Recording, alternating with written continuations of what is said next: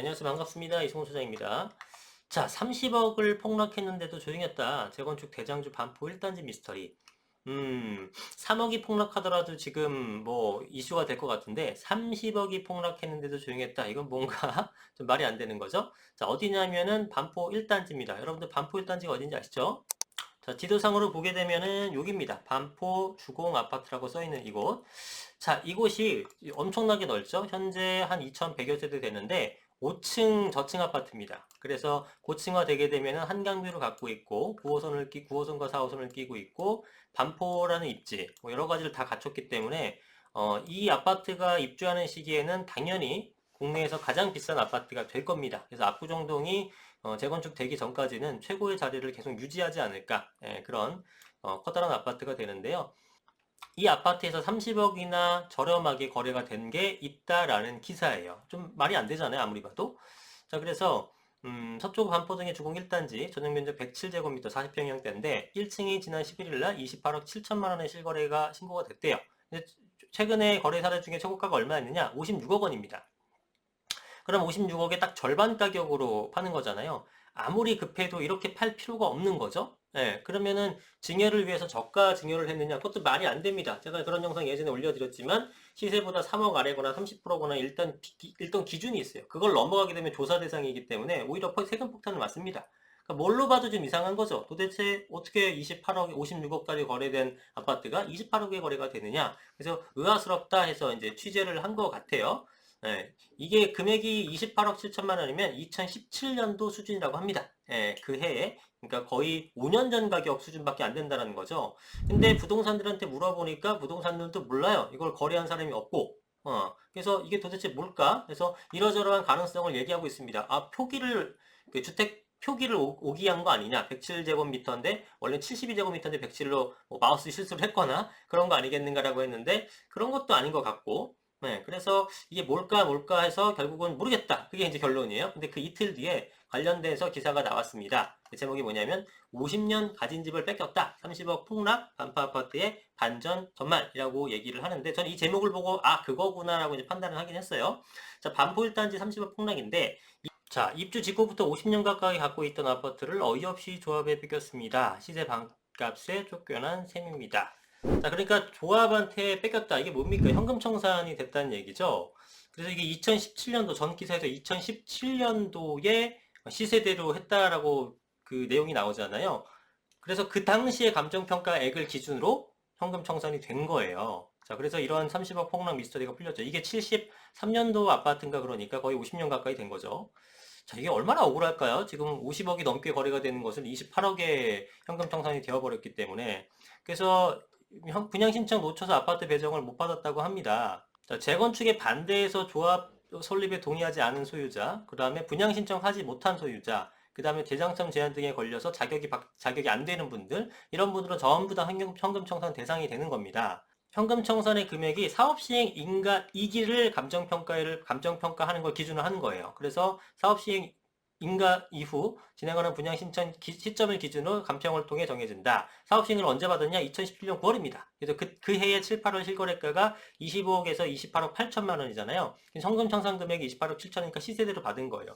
원래 현금 청산 금액은요, 여러분 시세보다는 조금 더 높게 쳐줍니다. 그러니까 여러분이 조합원으로서 나중에 아파트를 배정받을 때 감정평가 하잖아요. 종전 감정평가 할 때 그 감정평가와 내가 현금 청산 당함으로써 그 감정평가는 그 감정평가 또 틀려요.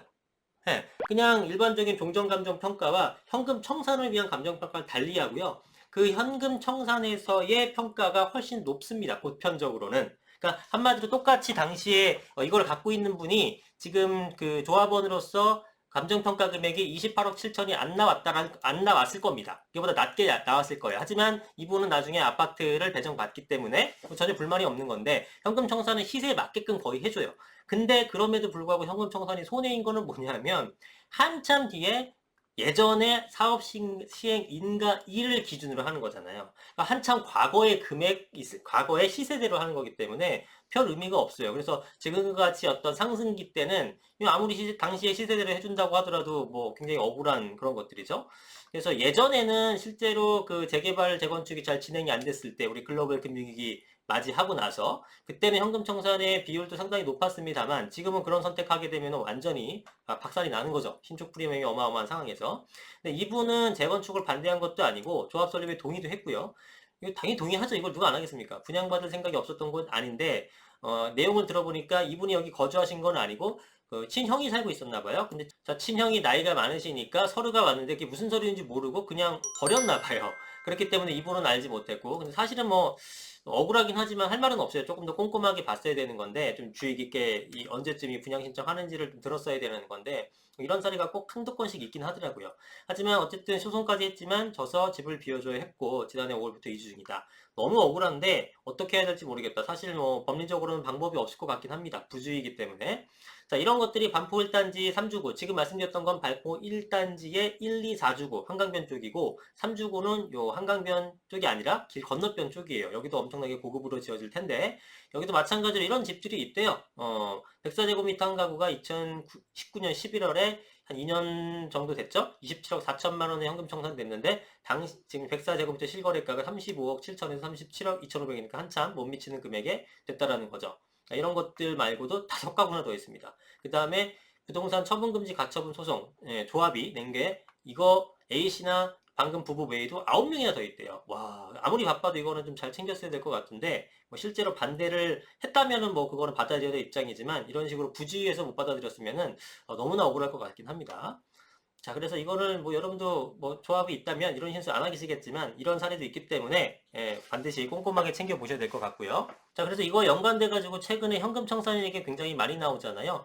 도심 공공주택 복합사업 이사대책이라고 하죠. 이사대책 나왔을 때 이게 나중에 바뀌게 되면서 2월 4일 기준이 아니라 6월 29일, 그해 6월 29일 이후에 한 것들에 대해서는 현금 청산 대상이 되는 거고 서울시의 신속통합기획 같은 경우에 1차 후보지가 공모 신청일이었던 공모 공고일이었던 지난해 9월 23일 그리고 2차가 이번에 나왔죠. 요거는 올해 며칠 뒤네요. 지금 찍고 있는 날짜가 1월 25일이니까 3일 뒤 1월 28일이 이제 그 기준이 권리산정 기준이 되는 겁니다. 이 이후에 구입해서 소유권 등기를 얻어간 것들에 대해서는 현금 청산 대상이 된다는 거죠. 이게 사실은 굉장히 말도 안 되는 법인 것 같습니다. 아무리 생각해도. 그런데 일단 현재 법이 그러하니까 나중에 뒤집히기 전까지는 일단은 내용을 알고 조심하셔야겠죠. 이 뜻이 뭐냐면은 여러분 1월 28일 이후에 여러분이 뭔가 내가 집을 구입했어요. 투기 목적 아니에요. 실거주 목적으로 구입했다고 하더라도 거기가 개발된다 그러면 여러분은 그냥 현금 청산이 돼버리는 겁니다. 불안해서 뭘 사겠습니까? 그죠? 불안해서 뭘 살 수가 없어요. 근데 나는 투기가 아니라 나는 여기 거주하고 살아야 돼. 그런 사람도 지금 구제를 못하고 있는 상황이기 때문에 이게 문제가 크다라고 하고 논란이 되고 있는 거죠. 자, 더구나 이런 재개발뿐만 아니라 이제 투기꾼들 잡으려다가 이제 정말 뭡니까 이거 빈대 잡다 초가상관 태운다 그러나요? 그런 꼴이 돼버린 건데 실수요자가 이제 피해를 볼 것 같고 그 다음에 일반적인 재개발 재건축 같은 경우도 지금은 재건축은 조합설립 인가를 기준하고 재개발은 관리처분 인가를 기준으로 해서 그 이후에 매입하는 것들에 대해서는 조합원 자격이 승계가 안 되다 보니까 현금 청산 되는 상황인데 이걸 앞당깁니다. 언제를 앞당기냐면 재건축은 조합설립 인가에서 안전진단 통과 기준으로 그 다음에 재개발은 현재 관리처분에서 조합설립 기준으로 이렇게 앞당기게 되는 거죠. 그럼 여러분 재건축 구입하려면 안전진단 통과 전에 매입을 해서 입주 때까지 가져가야 되는 상황이 되는 거예요. 안전진단 통과한다면 여러분 팔고 싶어도 못 팝니다. 누가 삽니까? 현금 청산인데. 그죠? 재개발도 마찬가지로 조합설립 이후부터는 죽으나 사나 끝까지 이게 10년이 걸리건 15년이 걸리건 물론 그렇게 되면 예외상이 있긴 합니다만 상당 기간 동안 여러분들이 재산권 행사를 못하고 가지고 가야 되는 상황이기 때문에 현금 흐름에 좀 여유가 있는 분들만 좀 구입해야 되는 상황이 도래할 수 있다는 거죠.